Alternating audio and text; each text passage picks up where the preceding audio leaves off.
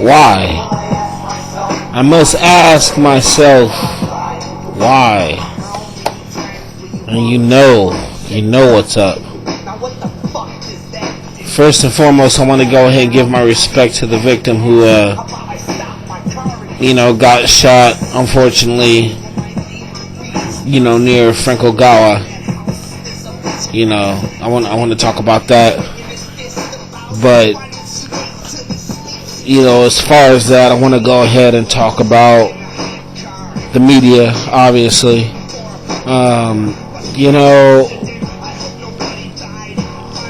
Along with the media goes along with, politics. And I'm talking about people who, obviously are, physically a part of it. Namely, Mayor Kwan of Oakland. First and foremost, first thing I want to talk about is, with the whole Occupy thing, you got OPD in it as well. And again, along with the media, they want to go ahead and put and blame, along with, the city commissioner, Mr. Reed,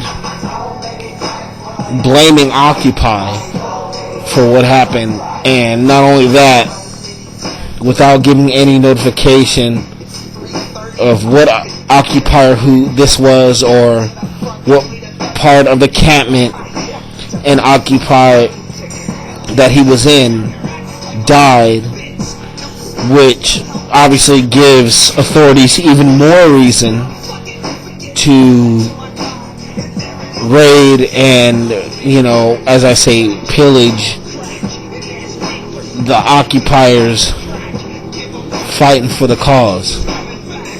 And I don't think it's right. Obviously, I think it's rigged. Obviously, I think it's infiltrated. What they don't realize is, especially in Oakland, as city commissioner president Mr. Reed said, and one of the beginning of his quotes after trying to blame Occupy was, there's enough killings in Oakland. There is enough killings in Oakland. There's enough killings everywhere. You know what I'm saying? But they put this on the people as if, this is something, that's new. And I'm not saying, get over or anything like that. Because at the same time, they make it to where it's, that's just the way things are supposed to be as well.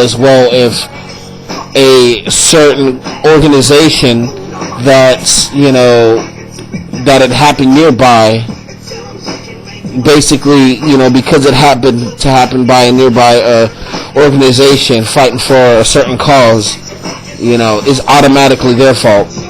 And because of that, and I will say this, Commissioner Council City Council leader, President Reed, because of his little statement, I believe that, all sorts of media in the news are going with it. And, I believe it's connected. And now here comes Mayor Kwan, at first, as she's trying to get interviewed for the whole situation, they couldn't contact her. And then when they did, now it gives her a more reason to be like, I'm still with you guys, but at the same time, you really need to peacefully, get your tents and go. You peacefully need to, just basically not protest. And that's how I see about it. And that's just obviously one of the few amendments that's being taken away from us. You know what I'm saying? Through loopholes. And by loopholes, it's incidents such as this that, give protesters and occupiers and everybody with freedom of speech a bad name. And I'm not down with that. I'm not cool with that. Don't use an occupier as your crutch. And that's how I feel about it. I'm offended. call me an occupier. I'm a 99% just as well as every single one of you out there. Anybody who's working, the average man, the average woman who's working, you know what I'm saying? From, you know, anybody below politics, basically. Anybody who's just trying to live and survive, basically. That's my rant.